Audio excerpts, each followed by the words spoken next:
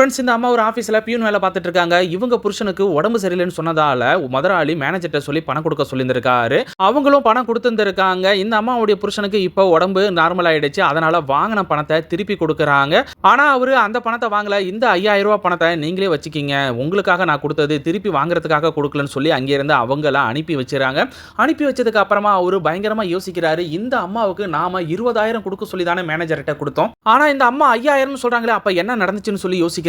என்ன நடந்திருக்கு அப்படின்னா, இந்த மேனேஜர் 20,000த்துல 10,000 எடுத்துக்கிட்டு தன்னுடைய அசிஸ்டன்ட்ட இந்த 10,000 கொண்டு போய் அந்த அம்மாட்ட கொடுன்னு கொடுத்திருக்காங்க. அந்த அசிஸ்டன்ட் அதுல 5,000 எடுத்துக்கிட்டு யாருக்கு தெரிய போகுதுன்னு சொல்லி 5,000 மட்டுமே கொடுத்திருக்காரு. உடனே முதலாளி மேனேஜரையும் மேனேஜர் அசிஸ்டன்ட்டையும் உள்ள கூப்பிடுறாரு. அசிஸ்டன்ட் மேனேஜர் என்கிட்ட 10,000 தான் கொடுத்துன்னு சொல்றாரு. சரி, அதான் அந்த அம்மாட்ட கொடுத்தியான்னு கேட்கும்போது கொடுத்துட்டேன்னு சொன்ன உடனே அந்த அம்மாவை கூப்பிடுறாரு. ரெண்டு பேருமே திருன்னு முழிக்க ஆரம்பிச்சிடுறாங்க. நான் ஒருத்தவங்களுக்கு உதவி செய்யலாம்னு நினைச்சா அதுல நீங்க கையை வைக்கிறீங்க. அப்ப உங்களுக்கும் திருடனுக்கு என்ன வித்தியாசம்? இதுக்கப்புறம் இந்த கம்பெனில உங்களுக்கு வேலை கிடையாதுன்னு சொல்லி ரெண்டு பேரும் வெளியே அனுப்பிடுறாரு.